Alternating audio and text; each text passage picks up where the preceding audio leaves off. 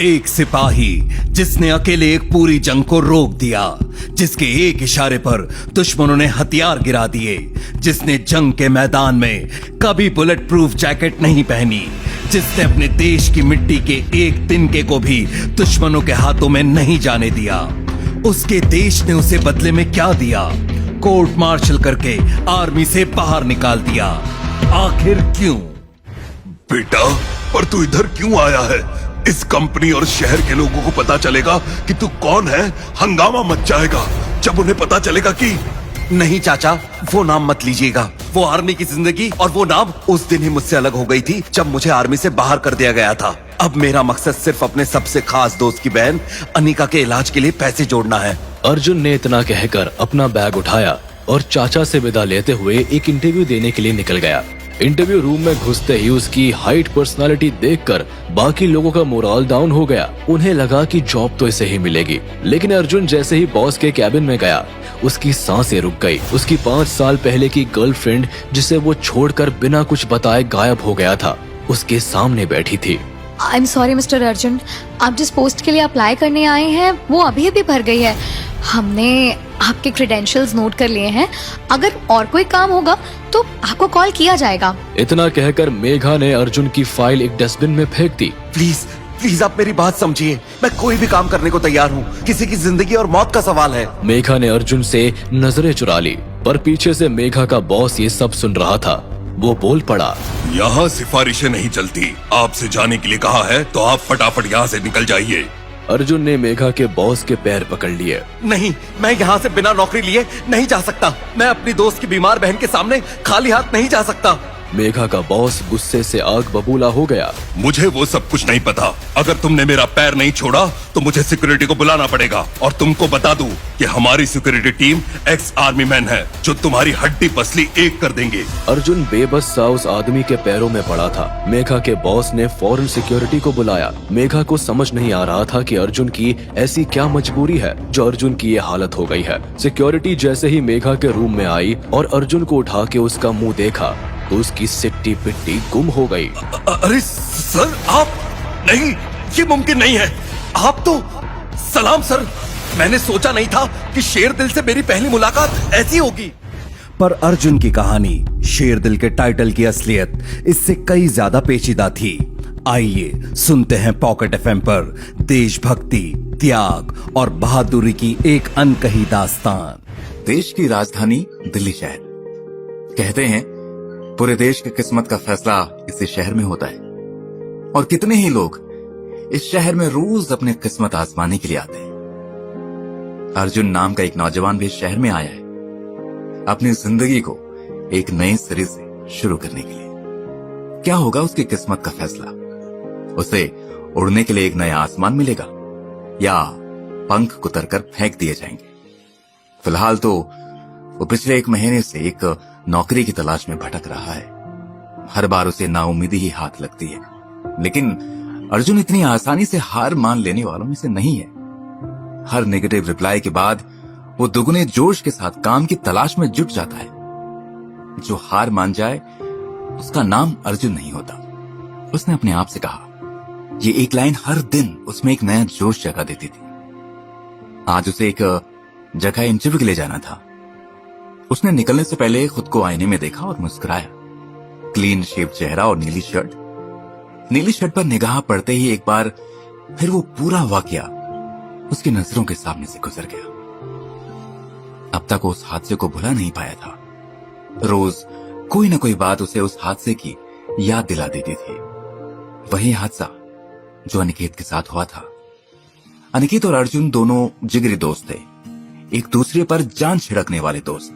भाइयों से बढ़कर दोनों का बर्थडे एक ही तारीख को पड़ता था। ये नीली शर्ट उसे अनिकेत की छोटी बहन ने गिफ्ट की थी उसके बर्थडे पर। उसने दोनों को एक जैसी नीली शर्ट लाकर दी थी। अर्जुन ने आज इंटरव्यू के लिए वही शर्ट पहनी थी और उस शर्ट को देखते ही अर्जुन को अनिकेत की बेतहाशा याद आई। अनिकेत अब इस दुनिया में नहीं था और उन दोनों की प्यारी बहन अनिका, जो इस समय अस्पताल में पड़ी जिंदगी और मौत के बीच झूल रही थी। अर्जुन ने गहरी सांस ली, कमरे में ताला लगाया और बाइक को एक जोरदार किक मारकर वहां से निकल गया। कुछ ही देर में वो नोएडा के सेक्टर 93 में एक शानदार बिल्डिंग के सामने खड़ा था। उसने मोबाइल में एक बार फिर से एड्रेस चेक किया और बाइक को पार्किंग में लगाकर अंदर चला गया। वेटिंग लाउंज में बहुत सारे कैंडिडेट्स बैठे हुए थे और जैसे ही अर्जुन ने वहां एंट्री की, सभी उसकी ओर देखने लगे। उसकी पर्सनालिटी ही कुछ ऐसी थी। पहली ही नजर में वो कोई बड़ा ऑफिसर दिखाई पड़ रहा था। आते जाते लोग उसे दोबारा पलटकर जरूर देखते, लेकिन जैसे ही उसने रिसेप्शन पर इंटरव्यू के बारे में इंक्वायरी की, लोग आपस में खुसर पुसर करने लगे। ये तो शक्ल से बहुत पढ़ा लिखा और काबिल दिखाई देता है, इसी को मिलेगी ये नौकरी। वाकई उसकी पर्सनालिटी और एकेडमिक क्वालिफिकेशंस दोनों ही शानदार थे, लेकिन इतना अच्छा रिकॉर्ड होने के बाद भी बीच के 5 सालों का गैप उसके रास्ते में रोड़ा बनकर खड़ा था। कॉलेज छोड़ने के बाद 5 सालों तक अर्जुन कहां था, किसी को नहीं पता था। किसी भी अच्छी पोस्ट के लिए उसके पास एक्सपीरियंस होना जरूरी था, और अर्जुन के पास जिस काम का एक्सपीरियंस था वो किसी को बता नहीं सकता था। रिसेप्शनिस्ट ने एक बार अर्जुन के चेहरे पर निगाह डाली और कहा, आप वहां वेट कीजिए, थोड़ी देर बाद आपको इंटरव्यू के लिए बुलाया जाएगा। अर्जुन जाकर एक सोफे पर बैठ गया।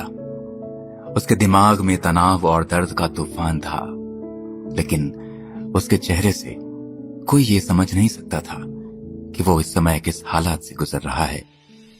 हर सिचुएशन में शांत रहना ही तो सिखाया था उसकी ट्रेनिंग में। वो आर्मी में सीक्रेट सर्विस फोर्स में अपने बैच का बेस्ट कैडेट था। शेर दिल बुलाते थे लोग उसे। उसके सीनियर्स उसकी बहादुरी की मिसाल दिया करते थे और उसके साथ ही उसके जैसा बनने की कोशिश करते थे, लेकिन एक पल में उसकी जिंदगी पूरी तरह से बदल गई थी। वो आज इस सच को कबूल नहीं कर पा रहा था कि उसे एक झटके में नौकरी से निकाल दिया गया था।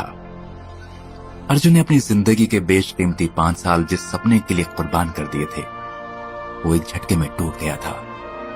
अपने बेस्ट कैडेट शेरदिल अर्जुन को यह कहकर निकाला गया था कि वो आर्मी में रहने लायक नहीं रहा। सीक्रेट सर्विस में जाने के लिए उसने जी जान से मेहनत की थी।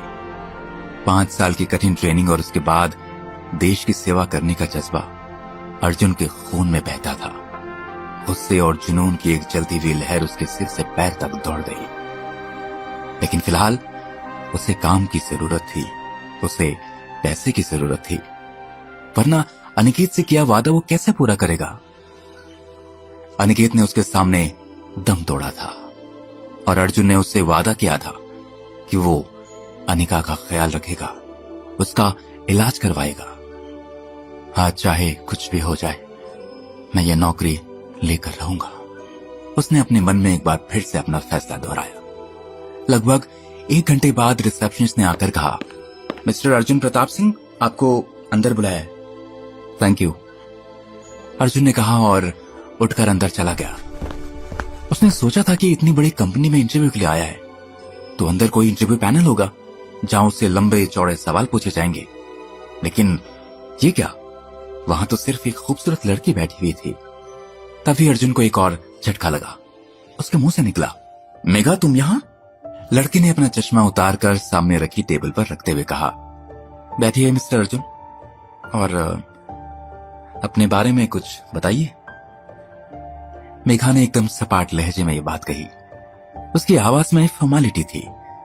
ये देखकर अर्जुन थोड़ा सकपका गया और तुरंत अपने हाथ में पकड़ा हुआ फाइल फोल्डर मेघा के सामने रख दिया और थैंक यू कहता हुआ उस कुर्सी पर बैठ गया। कुर्सी पर बैठते ही अर्जुन को लगा जैसे वो वक्त में 5 साल पीछे चला गया हो। दुबली पतली और कमजोर सी दिखाई पड़ने वाली मेघा आज एक कॉन्फिडेंट करियर वुमन में बदल चुकी थी। मेघा उसका पहला प्यार न सही, मगर उसकी पहली गर्लफ्रेंड जरूर थी। वैसे तो अर्जुन कॉलेज में बहुत सी लड़कियों का क्रश था, लेकिन मेघा तो अर्जुन के लिए दीवानी थी। उस समय सभी अक्सर मेघा को चिढ़ाया करते थे, अगर कभी अर्जुन ने तुझसे ब्रेकअप कर लिया तो क्या होगा? ऐसा कभी नहीं होगा, मेघा बड़ा इतरा कर कहा करती थी। लेकिन एक दिन उन लोगों की बात सच साबित हो गई। मेघा को छोड़कर अर्जुन अचानक से गायब हो गया। कॉलेज तो क्या, पूरे शहर में किसी को नहीं पता था कि वो कहां गया।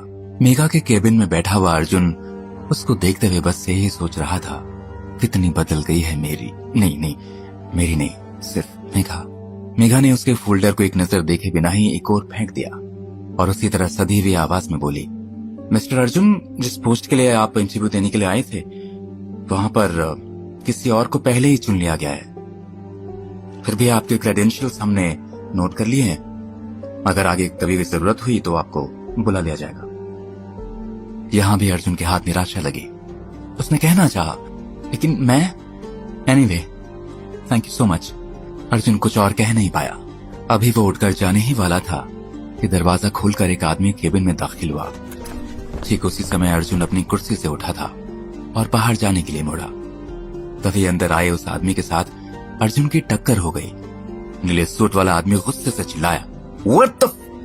अर्जुन ने एक नजर उसे देखा और कहा, I am really sorry sir. ऐसा लग रहा था जैसे वो पहले ही किसी बात पर भड़का हुआ था। कैसे कैसे लोग चले आते हैं, ठीक से दिखाई भी नहीं देता। कौन है ये मेघा और यहां क्या कर रहा है? उसने मेघा की ओर देखा। मेघा ने बात संभाल कर कहते हुए कहा, ये मिस्टर अर्जुन है यश। असल में ये इंटरव्यू के लिए यहां आए थे। मिस्टर अर्जुन, ये है सिटी हेड मिस्टर यश वर्धन। अच्छा, तो इंटरव्यू नहीं लिया तुमने? यश ने पूछा तो अर्जुन के बढ़ते कदम थम गए। मेघा बोली, उस पोस्ट पर पहले से ही किसी को चुन लिया गया है। अर्जुन की तरफ घूरते हुए यश ने कहा, तो ईशा मैम के बॉडीगार्ड की पोस्ट के लिए इंटरव्यू ले लो। दिमाग वाला काम तो इनसे होगा नहीं। अर्जुन को ये सुनकर बेइज्जत महसूस करना चाहिए था। उसे गुस्सा तो आया, लेकिन अनिका का चेहरा भी उसके साथ में याद आ गया। इसलिए उसने अपने आप को काबू में रखते हुए अपने आप से कहा, ये वक्त गुस्सा करने का नहीं है अर्जुन, अक्ल से काम लो। यदि कल तक पैसे इकट्ठे नहीं हुए तो। उसने यशवर्धन से कहा, सर मैं कोई भी काम कर लूंगा। मेघा फटी फटी आंखों से उसे देखती रह गई। उसे समझ नहीं आ रहा था कि आखिर अर्जुन की ऐसी क्या मजबूरी है। यशवर्धन जोर से हंसा, ठीक है फिर अभी तुम्हारा इंटरव्यू लेता हूं।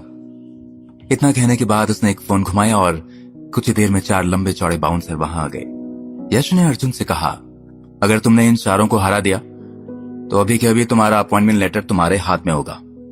लेकिन सर, मेघा ने कुछ कहना चाहा तो यश ने इशारे से मना कर दिया। उसने अर्जुन की ओर इशारा करते हुए बाउंसर से कहा, ये ईशा मैडम के बॉडीगार्ड की पोस्ट के लिए अप्लाई कर रहे हैं, जरा इनको जांच परख तो लो, ये काबिल है कि नहीं। वो चारों अर्जुन को देखकर थोड़ा मुस्कुराए और उसे अपने पीछे आने का इशारा करके निकल गए। ऑफिस की बड़ी सी बिल्डिंग के बाहर एक लंबा चौड़ा लॉन था। बाउंसर्स के साथ अर्जुन को जाते देख बहुत से एम्प्लॉय वहां इकट्ठा हो गए। किसी को समझ नहीं आ रहा था कि अचानक क्या हुआ, ये लोग अर्जुन को लेकर क्यों जा रहे हैं। बाहर आते ही यश ने इशारा किया, शुरू करो इंटरव्यू। जैसे ही बाउंसर अर्जुन की ओर बढ़ा, फड़ाक, अगले ही पल वो घास पर लौट रहा था और उसके नाक से खून बह रहा था। कोई देख भी नहीं पाया कि अर्जुन ने कब उस पर हमला कर दिया। वो तो अपनी जगह खड़ा खड़ा मुस्कुरा रहा था। ये देखकर यश बौखला गया। अब की बार उसने 2 उंगलियों से इशारा किया। 2 बाउंसर एक साथ अर्जुन की ओर बढ़े और आधे मिनट से भी कम समय में उनका वही हाल था। लेकिन वो तीनों जल्दी उठ खड़े हुए और अब की बार अर्जुन पर हमला किया।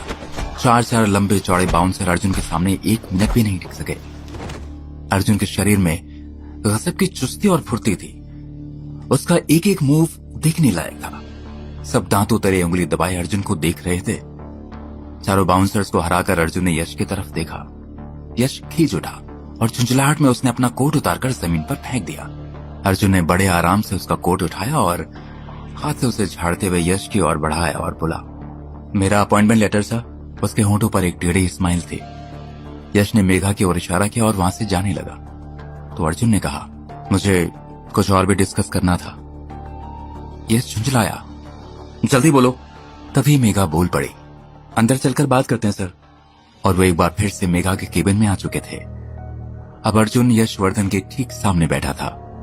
उसकी आंखों में आंखें डालकर अर्जुन ने कहा, आपने मेरा टेस्ट ले लिया है और मैं उसमें कामयाब रहा। जाहिर है अब मैं इस पोस्ट के लायक हूं। यश ने चिढ़कर कहा, मुद्दे की बात करो। अर्जुन मुस्कुराया, मुद्दे की बात यह है सर कि मैं अपनी सैलरी खुद डिसाइड करता हूं। यह सुनकर यश जोर से हंस पड़ा। यश ने मेघा से कहा, देख रही हो मेघा, कुछ देर पहले तक ये आदमी कोई भी काम करने के लिए तैयार था और अब खैर मैं शर्त हार चुका हूं, तो आज का दिन तुम अपने लिए लकी मान लो। बोलो क्या है तुम्हारी डिमांड। यश ने लापरवाही भरे अंदाज में कहा, लेकिन जब अर्जुन ने अपनी डिमांड बताई तो यशवर्धन का मुंह खुला का खुला रह गया। वो बोला, एक बार फिर से कहो, क्या कहा तुमने अभी? अर्जुन उसी तरह कड़क आवाज में बोला, मुझे 10 लाख रुपए पर मंथ चाहिए, वो भी एडवांस। यश चीख पड़ा, तुम्हारा दिमाग तो ठिकाने पर है ना? अर्जुन ने कहा, दिमाग भी ठिकाने पर है और सारे दाव भी। नमूना तो आपने मेरा देख ही लिया था। 10 लाख रुपए, ये रकम एक बॉडीगार्ड की सैलरी के हिसाब से सच में बहुत ज्यादा थी। यशवर्धन ने अर्जुन को अपॉइंटमेंट लेटर तो दे दिया था, लेकिन अर्जुन की अजीब सी शर्त सुनकर वो हैरत में पड़ गया। 10 लाख रुपए? एक बॉडीगार्ड की नौकरी के लिए 10 लाख रुपए बहुत ज्यादा थे, लेकिन अब देर हो चुकी थी। यशवर्धन समझ गया था कि वो सीधी तरह मानने वालों में से नहीं है। उसने अर्जुन से कहा, अब तुम्हारी सैलरी का फैसला तो ईशा मैम ही करेंगी। वो जानता था कि ब्लू विजन कंपनी की मालकिन ईशा सरीन एक मामूली नौकरी के लिए आए कैंडिडेट से कभी नहीं मिलेगी, और मिल भी लिया तो अर्जुन की डिमांड सुनकर ही उसे बाहर का रास्ता दिखा देंगी।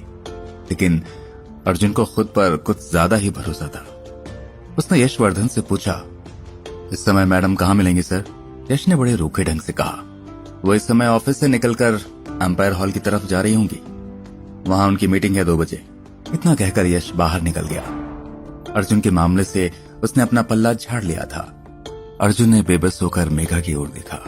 मेघा ने बड़ी अदा से अपने दोनों कंधे उचका दिए, जिसका मतलब था, अब मैं इस मामले में तुम्हारी कोई मदद नहीं कर सकती हूं अर्जुन।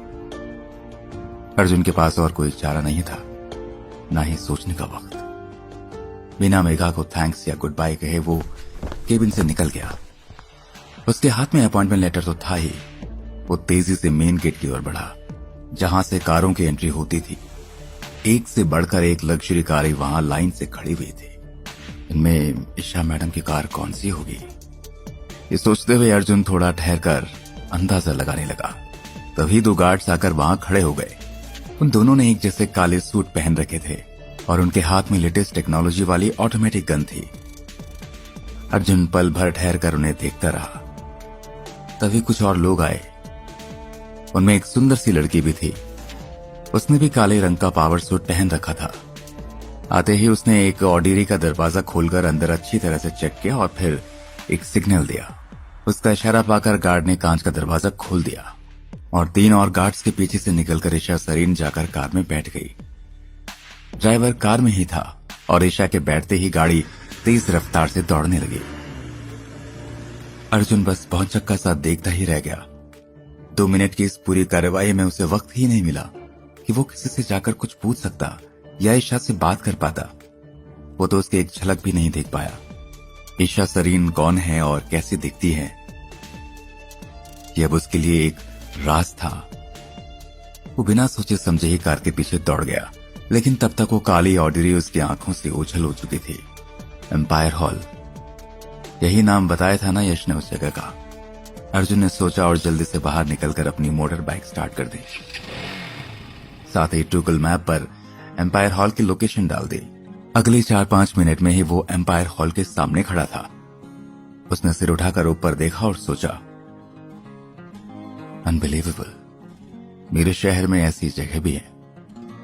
एम्पायर हॉल एक मशहूर लग्जरी क्लब था, जहां अमीर घरानों के लोग अक्सर लंच या मीटिंग्स के लिए आया करते थे। अर्जुन जैसे साधारण लोगों का वहां कोई काम था भी नहीं, इसलिए शायद उसे इस जगह के बारे में कुछ पता भी नहीं था। वो भागकर गेट के पास पहुंचा। उसे भीतर जाते देख गेट पर खड़ा गार्ड चिल्लाया, अरे अरे, कहां घुसते जा रहे हो? अर्जुन सकपका गया। उसने कहा, वो मैं ईशा मैडम से मिलने आया था। ईशा का नाम सुनते ही एक और गार्ड आगे आ गया। अर्जुन उसे देखते ही पहचान गया। वो उन तीनों में से एक था जो बाद में ईशा के साथ आए थे, गार्ड, सेक्रेटरी और एक और असिस्टेंट। दूसरे गार्ड ने कहा, ईशा मैडम लंच कर रही हैं, आप अपना मैसेज दे दीजिए। अर्जुन को लगा यह आदमी अब तक मिले सब लोगों के मुकाबले ठीक से बात कर रहा था। उसने सोचा यही सही मौका है और गार्ड से कहा, मेरा नाम अर्जुन प्रताप सिंह है, मुझे मैडम की बॉडीगार्ड की पोजीशन के लिए हायर किया गया है और इसी बारे में मैं कुछ बात करने आया था। उस आदमी ने अर्जुन की बात ध्यान से सुनी और उसे ऊपर से नीचे देखकर फिर बोला, मैं आपका मैसेज ईशा मैडम तक पहुंचा देता हूं। आप यहीं रुकिए। उसने अपना फोन निकालकर एक मैसेज टाइप किया। कुछ ही देर में ईशा का असिस्टेंट अर्जुन के सामने खड़ा था। अब तक किसी ने भी अर्जुन को क्लब के भीतर आने के लिए नहीं कहा था, यहां तक कि वो सब भी उससे बाहर आकर बात कर रहे थे। ये बात अर्जुन को अटपटी तो लगी, लेकिन वो कुछ कर नहीं सकता था। असिस्टेंट ने भी उसी तरह अर्जुन को ऊपर से नीचे तक देखा और बोला, आधे घंटे इंतजार करो, मैडम जब लंच करके फ्री होंगे तो मैं आपका मैसेज उन तक पहुंचा दूंगा। अब अर्जुन को खींच हो रही थी। हर कोई यहां मैसेज पहुंचाने की बात कर रहा था। क्या चीज थी ईशा? क्यों कोई भी जाकर उससे बात नहीं कर सकता था? फिर भी उसने अपनी चिढ़ जाहिर किए बिना कहा, थैंक यू वेरी मच, मैं तब तक यहीं इंतजार करता हूं। अर्जुन थोड़ी दूर खड़ी अपनी बाइक पर जाकर बैठ गया और ईशा के बाहर आने का इंतजार करने लगा। लगभग आधे घंटे बाद वहां 4 पुराने मॉडल की एम्बेसडर गाड़ियां आकर खड़ी हुई। वो चारों सफेद रंग की थी और दिखने में बिल्कुल एक जैसी। चारों के नंबर भी एक ही सीक्वेंस में थे। ठीक आधे घंटे बाद एक रोल्स रॉयस गाड़ी आकर चारों के ठीक बीचों बीच खड़ी हो गई। गेट पर खड़ा गार्ड दौड़कर आया और रोल्स रॉयस के पास जाकर पूछने लगा, लेकिन उसके ड्राइवर ने कार का शीशा नीचे किए बिना ही उसे एक इशारा किया और वो जाकर वापस अपनी जगह खड़ा हो गया। अमीर लोगों के चोचले, अर्जुन ने मन ही मन कहा और ध्यान से उन 5 गाड़ियों को देखने लगा। वो चाहकर भी अपना ध्यान वहां से हटा नहीं पा रहा था। एक और बात जो उसे बड़ी अजीब लगी थी वो ये थी कि किसी भी गाड़ी का इंजन बंद नहीं हुआ, न ही उनमें से कोई निकलकर बाहर आया। तभी क्लब का मेन गेट खुला। कांच का बना हुआ वो भारी भरकम दरवाजा खुलने में कुछ समय लगाता था। तभी अर्जुन की नजर ईशा सरीन पर पड़ी। हल्के आसमानी रंग की ड्रेस में ईशा किसी हॉलीवुड फिल्म की एक्ट्रेस लग रही थी। फिर भी उसके कपड़ों में एक सादगी थी। उसके गार्ड्स ने आगे बढ़कर एम्बेसडर के ड्राइवर से गाड़ी हटाने के लिए कहा। वो 5 कारें एक साथ ही कुछ आगे पीछे हुई। उधर ईशा ने आखिरी सीढ़ी से नीचे कदम रखा ही था कि रोल्स रॉयस का शीशा नीचे हुआ। ईशा की नजर उस पर पड़ी तो वो उस ओर बढ़ गई। उसका स्टाफ उसके पीछे हो गया। अर्जुन ने सोचा, लो भाई, मुझसे पहले ही कोई ईशा से मिलने के लिए आ गया, वो भी 5-5 गाड़ियां लेकर। मेरी तो किस्मत इस खटारा बाइक जैसी है। ये कहकर उसने एक जोर की किक लगाई और बाइक स्टार्ट हो गई। तभी वहां हंगामा सा मच गया। लोग चिल्ला रहे थे, ईशा मैम किडनैप, कोई बचाओ। रोल्स रॉयस में बैठे आदमी ने ईशा का हाथ पकड़कर उसे अंदर खींच लिया था और तेजी से गाड़ी चलाकर वहां से निकल गया। बाकी की 4 गाड़ियों ने ईशा के गार्ड्स का रास्ता रोक लिया। ये देखकर अर्जुन ने 1 सेकंड की भी देरी किए बगैर बाइक दौड़ा दी और बिजली की गति से दौड़ती उस लग्जरी गाड़ी का पीछा करने लगा। आधे घंटे शहर की सड़कों पर दौड़ने के बाद वो गाड़ी शहर के बाहर एक सुनसान इलाके की ओर बढ़ गई। अब तक पुलिस को खबर की जा चुकी थी और जगह जगह चेक पॉइंट्स भी बना लिए गए थे, लेकिन ईशा का किडनैपर बहुत चौकन्ना था और पूरी तैयारी से आया था। जगह जगह पर दूसरी गाड़ियां उसे कवर दे रही थी और वो देखते ही देखते सबकी नजरों से ओझल हो गया। सिर्फ एक शख्स था जो बाइक में लगातार उसका पीछा कर रहा था और वो था अर्जुन, जिसकी नजरें अब तक भटकी नहीं थी। सुनसान इलाके से कच्ची पगडंडियों पर उसने गाड़ी उतार दी और 5-7 किलोमीटर खेतों में गाड़ी चलाने के बाद अब वो रोल्स रॉयस एक शानदार फार्म हाउस के सामने खड़ी थी। 6 शिकारी कुत्ते और 8 भारी भरकम शरीर वाले गार्ड्स उस जगह की रक्षा कर रहे थे। अर्जुन ने बहुत पहले ही अपनी बाइक छोड़ दी थी और अब वो छिपकर उस कार का पीछा कर रहा था। किसी भी जगह पर कैमोफ्लेज कर खुद को छिपाने में तो माहिर था। बिना किसी की नजर में आए वो बंगले तक पहुंच चुका था और अब गेट के पास खड़ा होकर अंदर का नजारा देख रहा था। गेट के भीतर होते ही रोल्स रॉयस एक झटके से रुकी और डार्क ब्राउन सूट पहने एक जवान और खूबसूरत लड़का उसमें से उतरा। उसकी आंखों पर कपड़ों से मैच खाता गहरे ब्राउन रंग का चश्मा चढ़ा हुआ था। उतरते ही उसने ईशा का हाथ पकड़कर उसे बाहर खींच लिया। वो चीख पड़ी, मेरा हाथ छोड़ो रॉबिन और मुझे यहां से जाने दो। ये जो तुम कर रहे हो इसका अंजाम ठीक नहीं होगा। रॉबिन ने झटके से ईशा का हाथ छोड़ दिया। वो कार से टकरा गई। वो गिरने को हुई, लेकिन रॉबिन ने उसकी कमर में हाथ डालकर उसे संभाल लिया और अपनी तरफ खींच लिया। ईशा ने जोर लगाकर अपने आप को उससे छुड़ा लिया और फिर से वो बाहर की ओर देखने लगी, लेकिन मेन गेट पर कई गार्ड्स के अलावा बहुत भयंकर दिखने वाले 2 शिकारी कुत्ते भी खड़े थे। ईशा के बढ़ते कदम रुक गए। ये देखकर रॉबिन जोर से हंसा। लो छोड़ दिया, अब जा, कहां जाना है तुझे? मैं भी देखता हूं कि रॉबिन मल्होत्रा के इलाके में कौन उसकी मर्जी के खिलाफ निकल कर जा सकता है। ईशा संभल कर खड़ी हो गई। उससे वो किसी नागिन की तरह फंकार रही थी। तुम ठीक नहीं कर रहे हो रॉबिन, मैं पहले ही तुम्हारी औकात जान गई थी इसलिए। रॉबिन ये सुनकर आग बबूला हो गया। उसने ईशा का हाथ पकड़कर उसे अपनी तरफ खींचा और दूसरे हाथ से उसकी गर्दन को जकड़ लिया। उसकी उंगलियां ईशा के नाजुक बदन पर जोर से कसी हुई थी। ईशा का दम घुटने लगा। रॉबिन चीख पड़ा, मेरी औकात तूने देखी कहां है? रॉबिन ने ईशा की गर्दन छोड़ दी और हाथ से खींचकर उसे अंदर ले जाने लगा। अर्जुन अब तक छिपकर एक पूरा नजारा देख रहा था। वो सोच रहा था कि मौका देकर वो अंदर जाएगा, लेकिन इससे ज्यादा वो देख नहीं सका और उछलकर गेट के भीतर जाकर खड़ा हो गया। 8 में से 6 गार्ड्स उसे घेर कर खड़े हो गए, लेकिन अर्जुन की नजर रॉबिन पर थी। उसने चीख कर कहा, अकेली लड़की पे हाथ उठाता है? तभी एक जोरदार मुक्का उसके मुंह पर पड़ा। दोनों शिकारी कुत्ते जोर जोर से भौंकने लगे थे। रॉबिन हल्के से मुस्कुराया और ईशा की ओर देखकर बोला, जो तुम्हारे पीछे ये मरने चलाया है यहां तक, कौन है ये वैसे? लेकिन ईशा खुद चकित होकर अर्जुन को देख रही थी। उसे दूर दूर तक कोई आइडिया नहीं था कि बिना सोचे समझे रॉबिन से भिड़ जाने वाले शख्स आखिर कौन है। उधर अर्जुन 6 तगड़े पहलवानों से घिरा हुआ था। वो 6 के 6 एक साथ अर्जुन पर टूट पड़े। रॉबिन ने एक बार फिर ईशा का कसकर हाथ पकड़ लिया और उसे जबरदस्ती खींचकर भीतर ले जाने लगा।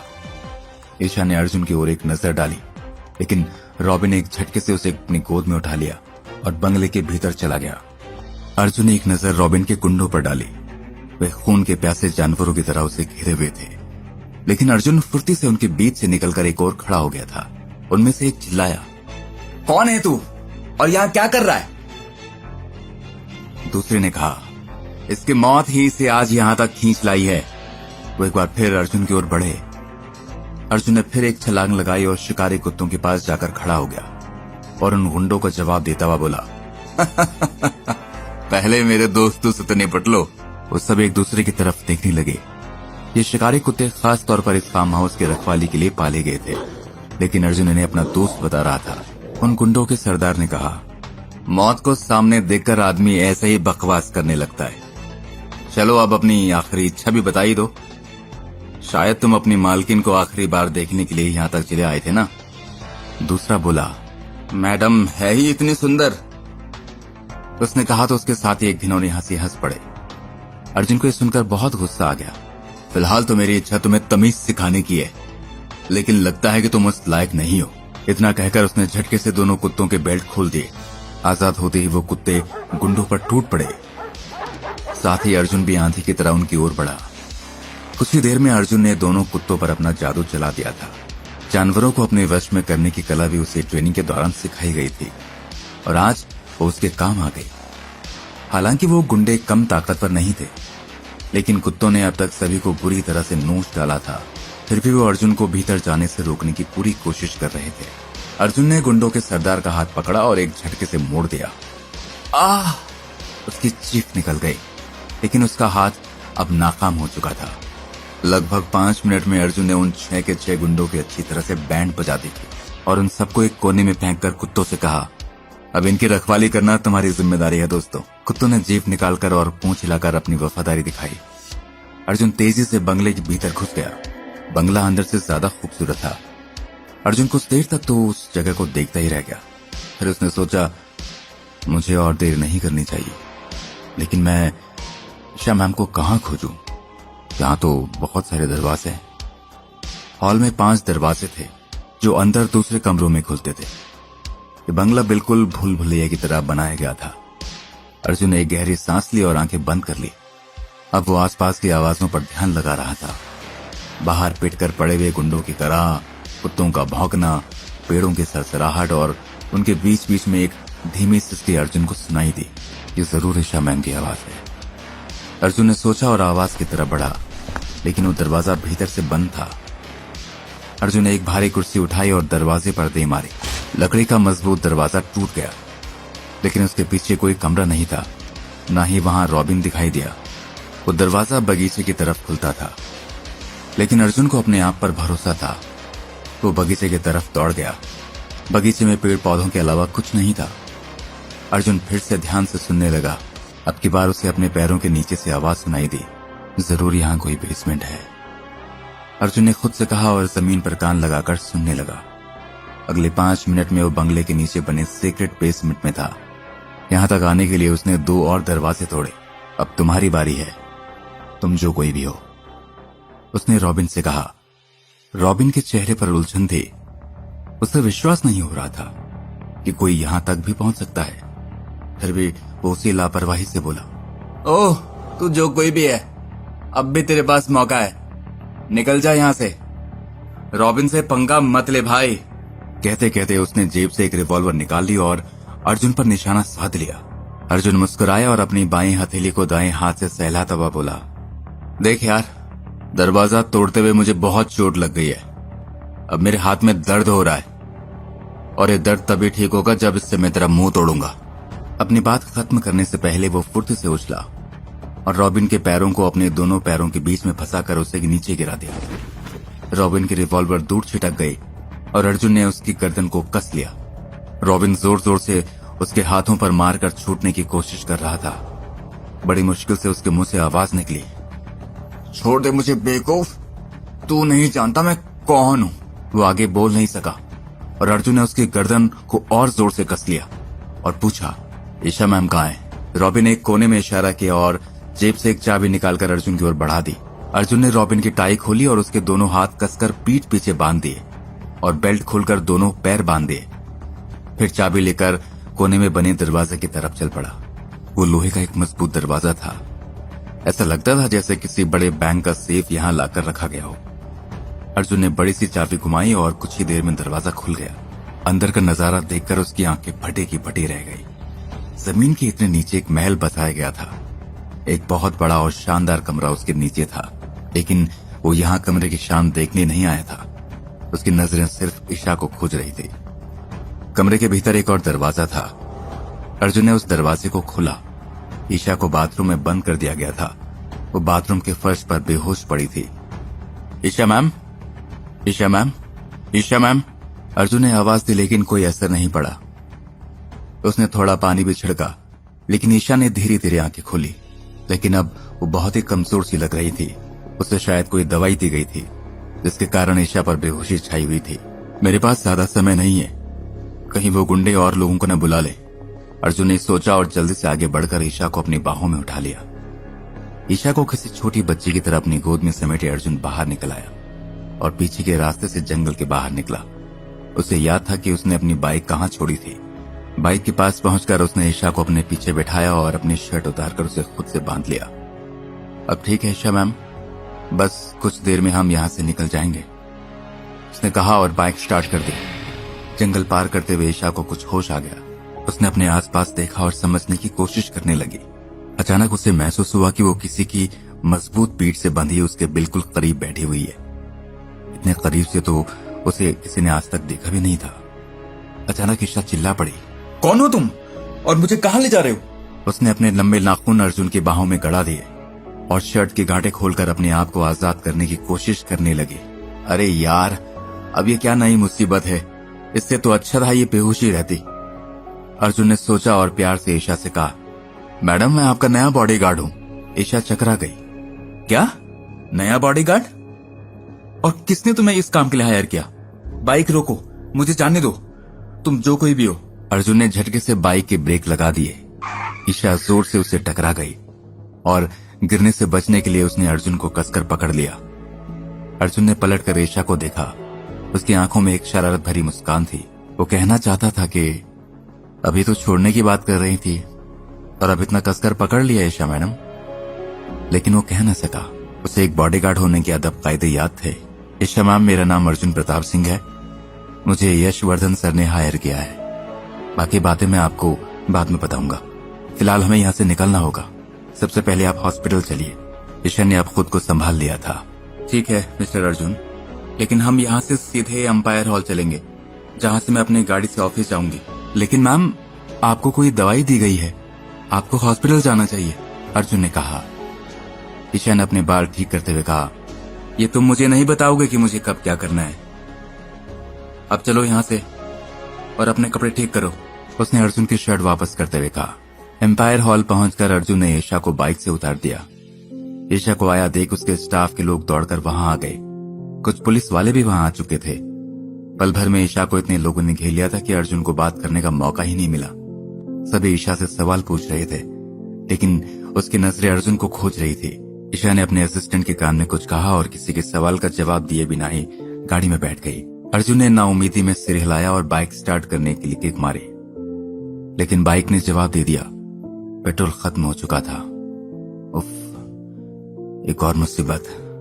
चल भाई अर्जुन, अब इस खटारा को भी ईशा मैम की तरह बाहों में उठाकर पेट्रोल पंप तक ले चल। बाइक से उतरकर वो उसे घसीटने लगा, तभी किसी ने पीछे से उसके कंधे पर हाथ रखा। मिस्टर अर्जुन, मेरा नाम सुभाष है, मैं ईशा मैम का असिस्टेंट हूँ। आप बाइक यहीं छोड़ दीजिए और हमारे साथ चलिए। ईशा मैम ने आपको ऑफिस में बुलाया है। अर्जुन ने राहत भरी सांस ली। चलिए चलिए, मैं तो बस कब से इस पल का इंतजार कर रहा था। वो सुभाष के साथ उसकी कार में बैठ गया और कुछ ही देर में वो दोनों ब्लू विजन के हेड ऑफिस में थे। अर्जुन एक बार फिर से उसी केबिन में था जहां से आज की ये दास्तान शुरू हुई थी, लेकिन अब की बार सामने वाली कुर्सी पर बैठी मेघा उसे देखकर मुस्कुरा रही थी। मिस्टर अर्जुन, मेरे साथ चलिए, ईशा मैम आपसे मिलना चाहती हैं। ईशा का ऑफिस इस शानदार बिल्डिंग का सबसे शानदार हिस्सा था। सबसे ऊपरी माले पर बने इस ऑफिस की खिड़कियों से पूरा दिल्ली शहर दिखाई देता था। अर्जुन एक खिड़की के पास जाकर खड़ा हो गया। कुछ देर बाद ईशा कमरे में आई। अर्जुन ने ध्यान दिया कि इतनी देर में उसने अपनी ड्रेस चेंज कर ली थी और बाल बांध लिए थे, जबकि उसने वही मुड़ी तुड़ी शर्ट पहन रखी थी। आते ही ईशा ने कहा, मिस्टर अर्जुन, यश ने मुझे पूरी बात बता दी है और ये रहा मेरा फैसला। उसने एक लिफाफा अर्जुन की तरफ बढ़ाया। अर्जुन को अचानक समझ में नहीं आया कि ईशा क्या कह रही है, लेकिन ईशा के पास वक्त की इतनी कमी रहती थी कि यहाँ वहां की बातें करने के बजाय वो सीधे मुद्दे पर बात करती थी। अब भी उसने यही किया था। अर्जुन ने लिफाफा खोला। उसमें एक चेक रखा हुआ था, 10 लाख रुपए। अर्जुन ने पढ़ा तो उसकी आंखों में चमक आ गई। तभी ईशा बोल पड़ी, आपके पास 12 घंटे हैं, अगर कोई जरूरी काम निपटाना हो तो निपटा लो। कल सुबह 6 बजे के बाद आप 24 घंटे मेरे साथ रहेंगे, समझे मिस्टर अर्जुन? 24 घंटे? अर्जुन ने पूछना चाहा, लेकिन तब तक ईशा केबिन के बाहर निकल चुकी थी। अर्जुन के हाथ में 10 लाख रुपए का चेक था और मन में कई सारे सवाल। फिर भी इस समय सबसे ज्यादा जरूरी था अनिका की जिंदगी का सवाल। असल में कौन था अर्जुन? क्यों हो गया था वो इतना बेबस? आर्मी छोड़ के क्यों आ गया था अर्जुन? सिक्योरिटी गार्ड अर्जुन से इतनी इज्जत से बात क्यों कर रहा था और बुला रहा था उसे शेर दिल? कहां गायब था अर्जुन मेघा को छोड़कर 5 साल के लिए? अब क्या करेगा मेघा का बॉस? क्या ईशा का बॉडीगार्ड बनकर पछताएगा अर्जुन? क्या अपने सबसे अच्छे दोस्त से किया हुआ आखिरी वादा पूरा कर पाएगा अर्जुन? क्या है शेर दिल नाम के पीछे की असलियत? इन सारे सवालों के जवाब जानने के लिए अभी डाउनलोड करें पॉकेट FM और सुने एक रोमांचक ऑडियो सीरीज शेर दिल।